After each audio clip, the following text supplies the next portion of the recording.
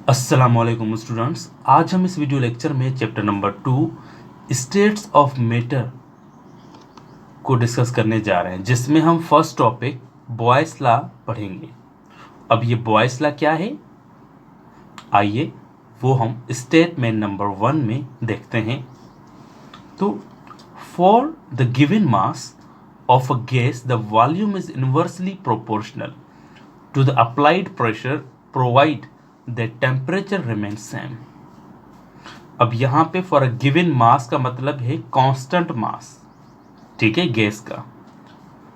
अब मास जो है वो भी कांस्टेंट होगा और टेम्परेचर जो है वो भी कांस्टेंट होगा। यानी कि मास और टेम्परेचर जब कांस्टेंट होगा तो वॉल्यूम और प्रेशर का जो रिलेशनशिप बनेगा वो हमारे पास इनवर्सली प्रोपोर्शनल बनेगा, ठीक है। तो दो तरीके की प्रोपोर्शनलिटी होती है, एक इनवर्सली और दूसरी डायरेक्टली। डायरेक्टली जो होती है हमारे पास, अगर एक चीज़ हम बढ़ाएं तो दूसरी भी चीज़ ऑटोमेटिक बढ़ जाती है। और इनवर्स वो प्रोपोर्शनलिटी होती है, अगर हम एक चीज़ बढ़ा रहे हैं तो दूसरी चीज़ ऑटोमेटिक कम हो जाए, ठीक है। तो यहाँ पे ये जो है प्रोपोर्शनलिटी है वो इनवर्सली है, ठीक है। अगर हम वॉल्यूम इंक्रीज करेंगे तो प्रेशर ऑटोमेटिकली वो डिक्रीज हो जाएगा। अगर हम प्रेशर को इंक्रीज करेंगे तो हमारे पास जो वॉल्यूम है वो डिक्रीज होगा। तो इसलिए कहते हैं कि volume is inversely proportional to the applied pressure provided the temperature remains same. उसके बाद मैथमेटिकल एक्सप्रेशन है।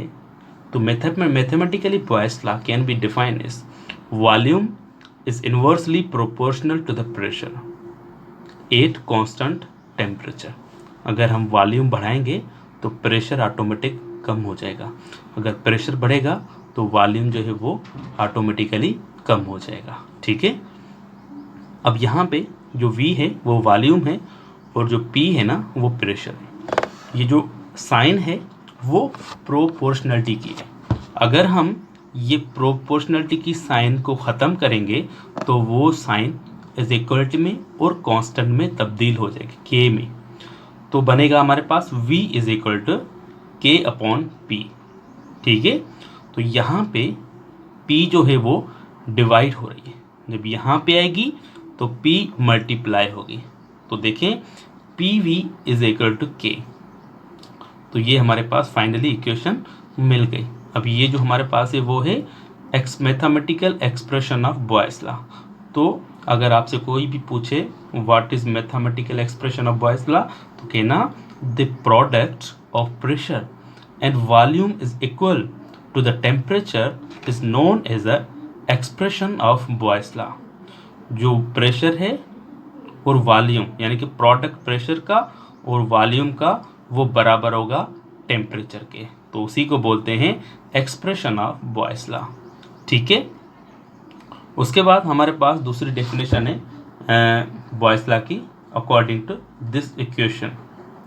इस इक्वेशन की ही मदद से हमने एक दूसरी डेफिनेशन बनाई है, आइए वो देखते हैं। Statement number 2, the product of pressure and volume of gas is equal to the constant quantities provide that mass and temperature remain constant। तो जहाँ पे टेम्परेचर और मास जो है वो कांस्टेंट होगा तो वहाँ पे प्रेशर और वॉल्यूम का जो प्रोडक्ट है वो क्वांटिटीज़ के बराबर होगा, यानी कि के बराबर होगा। यहाँ पे देखा था हमने PV is equal to K, यानी कि P product of pressure and product of volume किसके बराबर है, K के बराबर है, जब हमारे पास टेम्परेचर और मास कांस्टेंट होगा तो, ठीक है। उसके बाद हम पढ़ेंगे डेरिवेशन। तो डेरिवेशन में consider a gas of volume at initial pressure at constant mass and temperature then according to Boyle's law। यानी कि हमने दो जो है सिलेंडर कंसीडर किए हैं। ये जो हमारे पास इनिशियल है तो V को रिप्रेजेंट किया है वॉल्यूम और P को रिप्रेजेंट किया है प्रेशर। तो यहाँ पे ये जो खाली स्पेस है वो वॉल्यूम है और ये जो दोनों हमने पिस्टन्स रखे हुए हैं, जो दबाव है पिस्टन्स का, उनको हमने रिप्रेजेंट किया है P से।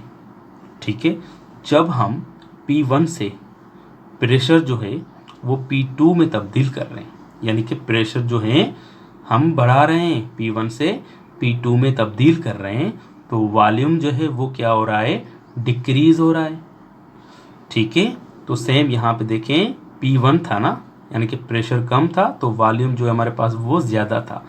जब हमने प्रेशर को इंक्रीज किया तो जो वॉल्यूम है वो क्या हो गया, डिक्रीज हो गया।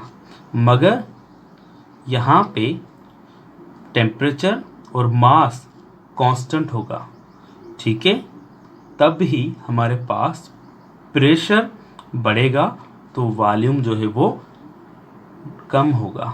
P को P1 को P2 में तब्दील किया तो V1 ऑटोमेटिकली V2 में तब्दील हो गया। तो हमारे पास इक्वेशन बन गई P1 V1 is equal to K, यानी कि product of volume, product of pressure and product of volume is equal to constant. ठीक है, अब उसके बाद देखें यहाँ पे, by the increasing of pressure from P1 to P2 volume is also change from V1 to V2 then according to the Boyle's law. अगर हम प्रेशर को इंक्रीज कर रहे हैं P1 से P2 में, तो जो वॉल्यूम है वो खुद ब खुद चेंज हो जाएगा V1 से V2 में according to the Boyle's law. तो हमारे पास दूसरी जो फाइनल इक्वेशन बनेगी P2 V2 is equal to K, यानी कि प्रोडक्ट ऑफ वॉल्यूम और प्रोडक्ट ऑफ प्रेशर बराबर हो जाएगा K के, कांस्टेंट के। Now comparing the equation number 1 and 2, equation number 1 को एंड 2 को हम आपस में मिलाएंगे तो बनेगी हमारे पास P1 V1 is equal to P2 V2। This equation is known as a Boyle's law equation. तो हमारे पास फाइनली इक्वेशन बनती है बॉयस लॉ की P1 V1 is equal to P2 V2। उसके बाद हम ग्राफिकल मेथड को भी डिस्कस करेंगे। तो हम ग्राफ बनाएंगे between the pressure and volume. The graph is plotted between the pressure and volume. Y axis पे हमने रखा हुआ है प्रेशर एंड एक्स एक्सिस पे हमने रखा हुआ है वॉल्यूम। अगर हम प्रेशर को इंक्रीज कर रहे हैं तो जो वॉल्यूम है वो खुद ब खुद डिक्रीज हो रहा है। अगर हम प्रेशर को डिक्रीज कर रहे हैं तो वॉल्यूम हमारे पास क्या हो रहा है, इंक्रीज हो रहा है। मगर यहाँ पे जो टेम्परेचर एंड मास होगा वो कांस्टेंट होगा, तो ही हमारे पास ऐसा कुछ हो सकता है। तो उसके बाद इन दोनों पॉइंट के दरमियान में हम एक कर्व बनाएंगे। अब जो कर्व बनाएंगे वो हमारे पास बनेगा हाइपरबोला। तो हम कह सकते हैं ये हमारे पास बॉयस लॉ सही है। उसके बाद if a graph is plotted between a pressure and volume at constant temperature then the graph is formed as a parabolic curve. Okay, तो इसी के साथ हमारा जो बॉयस लॉ का टॉपिक है वो ख़त्म होता है। तो इंशाल्लाह नेक्स्ट वीडियो लेक्चर में हम बॉयस लॉ के न्यूमेरिकल्स को हल करेंगे। अगर ये लेक्चर आप सबको समझ में आ गया है तो आप हमारे इस यूट्यूब चैनल को ज़रूर सब्सक्राइब एंड बेल आइकन को क्लिक करें ताकि हमारे अगली वीडियो की नोटिफिकेशन आपको जल्द से जल्द मिलती रहे। Thank you so much and अल्लाह हाफिज़।